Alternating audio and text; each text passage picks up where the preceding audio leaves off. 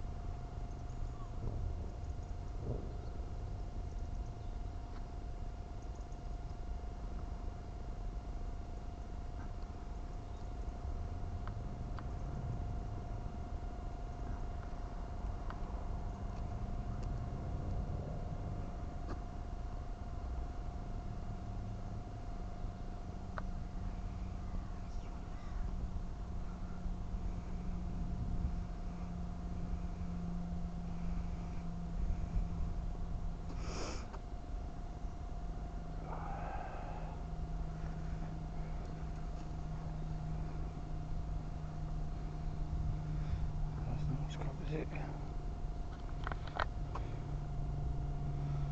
Let's go.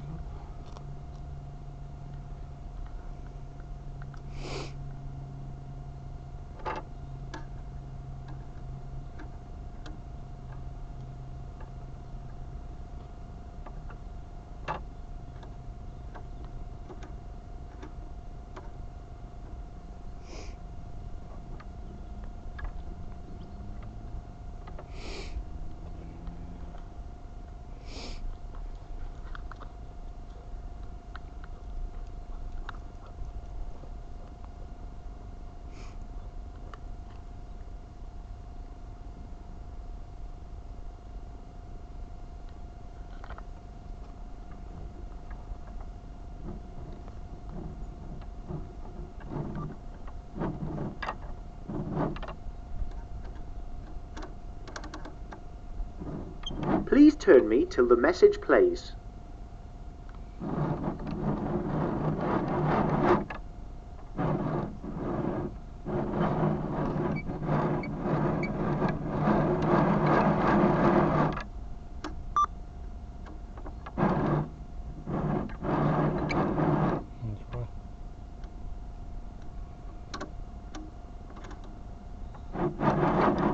Please turn me till the message plays.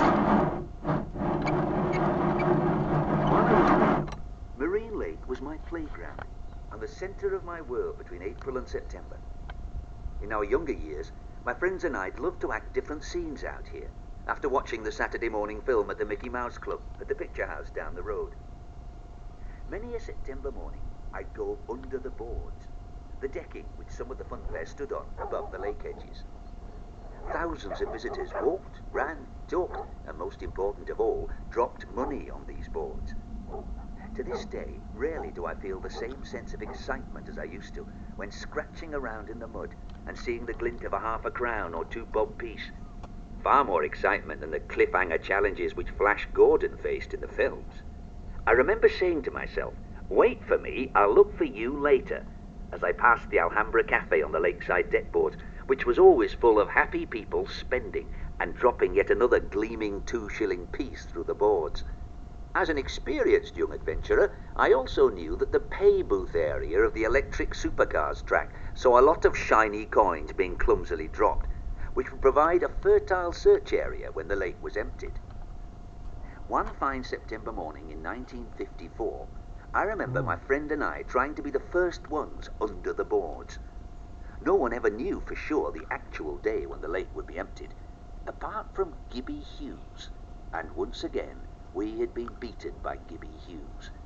His torch was already casting pencils of light between the boards in the early morning mist. When I was 9, I began my real lifelong love affair with Marine Lake, working as a G on the goldfish bowl stall. I was paid the princely sum of 2 shillings a day, working from 10 in the morning until 11 or even midnight. As a G, I played the game for most of the day, holding prizes which varied from an enormous teddy bear to a live budgie or canary in a cage. To win one of these prizes, a player had to throw ping-pong balls onto a bed of different coloured goldfish bowls. If your ball went into the gold-coloured bowl, you'd collect a main prize, and if it landed in another coloured bowl, you'd receive a piece of swag. My store was right opposite an exhilarating ride called Noah's Ark, and you can imagine my euphoria at spending the day being bombarded with all the rock and roll music I could take. I used to enjoy walking around Marine Lake and seeing holidaymakers and workers laughing and joking, determined to make the most of their precious holiday time at Rhyl.